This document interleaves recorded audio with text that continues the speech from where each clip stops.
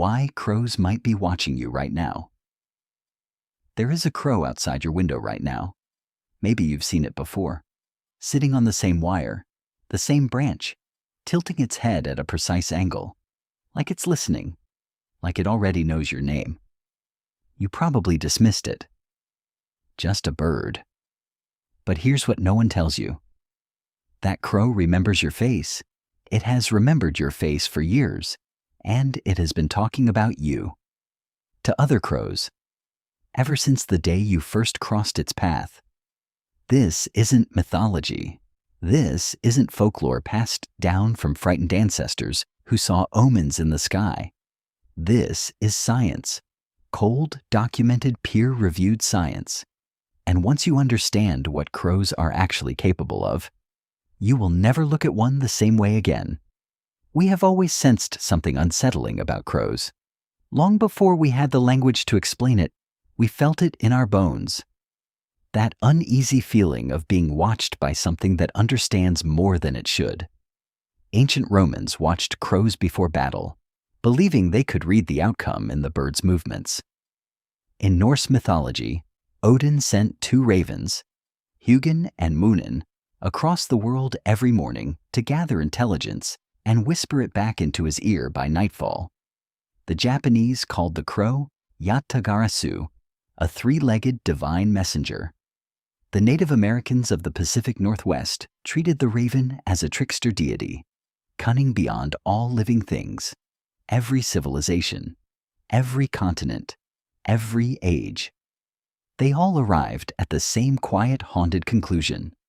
These birds are different, and for thousands of years we buried that feeling under superstition, under religion, under the comfortable reassurance that we, as humans, were the only truly intelligent creatures walking this earth. But the truth was already circling overhead. The crow belongs to a family called Corvidae. Ravens, jackdaws, magpies, rooks. Scientists sometimes call them the feathered apes, not as insult, but as the closest comparison they can make to describe what they've found inside that small black skull. A crow's brain, relative to its body size, is proportionally as large as a chimpanzee's. Let that settle for a moment. Researchers at the University of Washington began studying crows in 2006 with a deceptively simple experiment. They walked across campus wearing rubber caveman masks, catching and banding crows, then releasing them. Just 5 birds per researcher. Nothing dramatic. What followed disturbed them deeply. For years afterward, crows across that campus would swoop and dive at anyone wearing those masks. They screamed. They rallied other crows. They taught their offspring to hate those faces. Juvenile crows who had never been caught, never been threatened, were dive-bombing the masks with the same fury as the birds who had experienced it firsthand. The researchers tried neutral masks, different masks. Nothing triggered the response. Only those faces. Only the ones they remembered.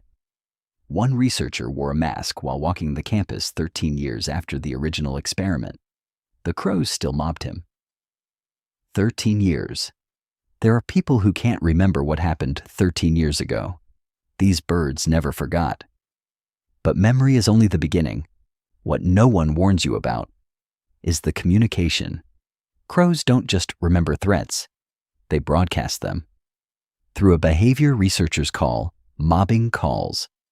A crow that encounters a dangerous human will sound an alarm that recruits every crow in the area. Within minutes, birds that have never seen you, never interacted with you, will know your face. They create a shared enemy list. John Marsluff, the lead researcher from the University of Washington, described watching a crow he had never interacted with personally. It had learned his face from other crows and dive-bomb him with the same intensity as the birds he had originally caught. He had been added to the list by reputation. Think about that. Somewhere in the crow population of your city, right now, there is a network of birds that has been maintaining a running record of every human who posed a threat, made an aggressive movement, disturbed a nest, or simply startled one bird at the wrong moment. And if you've ever done any of those things, you are already on it.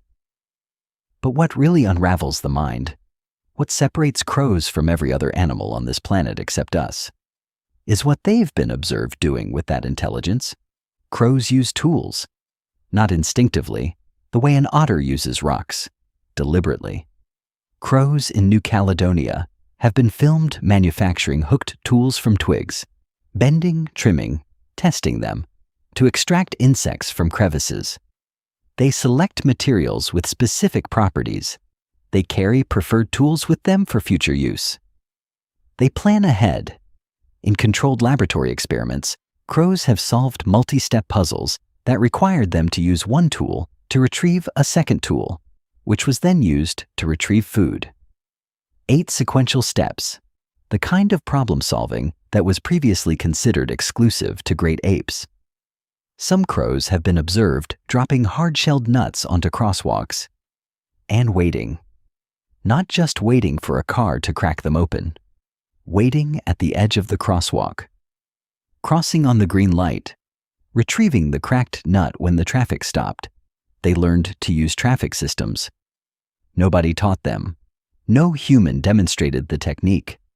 They watched, they reasoned, they adapted, and somewhere in that terrifying chain of inference, watching cars, understanding patterns, timing movements, a crow arrived at the same conclusion a physicist would. The machine will do the work. I just have to wait. There is a moment in this story where it shifts from fascinating to something else entirely. Researchers studying crow cognition began noticing behaviors that had no clear survival function. Crows playing, crows sliding down snowy rooftops repeatedly, not foraging, not nesting, just sliding. Laughing, some observers said, though science does not officially use that word. Crows bringing gifts. Gabby Mann was 8 years old when the crows in her Seattle neighborhood began leaving her objects. A blue button, a small hinge, a piece of foam with the letters LOVE, a broken light bulb, a black bead. Every time she fed them, every time something appeared in the dish afterward. Her mother began cataloging the gifts. Over the years, the crows brought 73 separate objects, shiny things, interesting things. In crow culture, offering a gift is a gesture of alliance, of recognition. They had decided she was worth knowing. The dark edge of this is not the gifts themselves.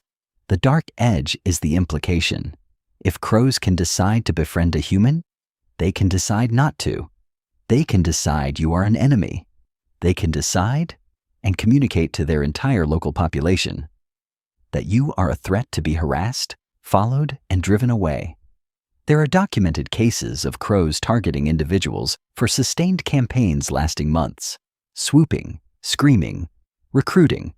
The birds rotate shifts. Some researchers believe this behavior can be passed down through generations of a crow family, meaning a grudge held by a crow you wronged could outlive the crow itself, the war inherited by its children. In 2019, a study published in Science confirmed what many researchers had quietly suspected for years. Crows possess metacognition. They are aware of what they know and what they don't know.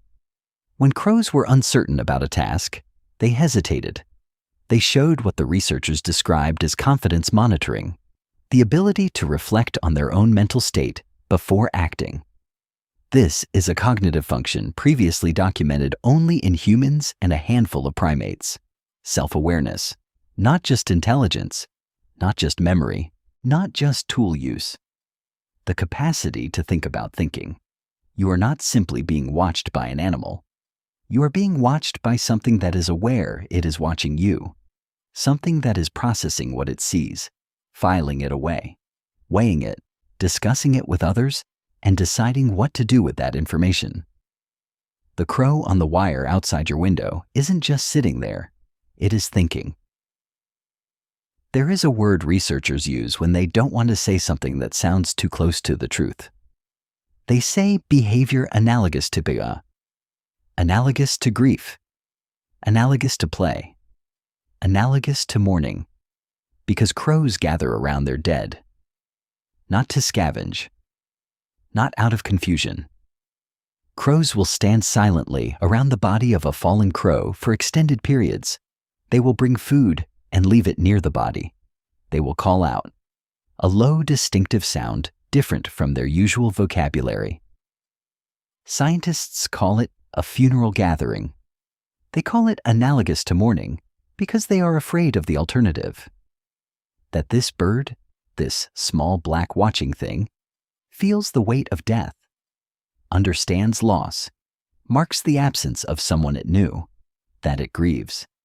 And if it grieves, then what exactly have we been dismissing all these centuries when we looked up at a crow on a wire and saw only a bird?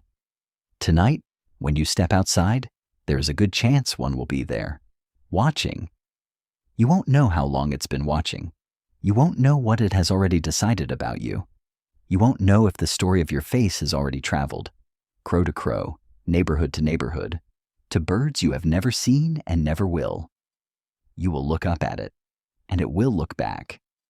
And in that moment, in that precise, quiet, unsettling moment, the gap between you and it will feel much smaller than it ever has before. Because intelligence was never really ours alone. It was always out there, watching from the branches, filing things away, waiting patiently in the dark spaces between human certainty and human arrogance. The crows were here long before us, and the way things are going, they may be here long after.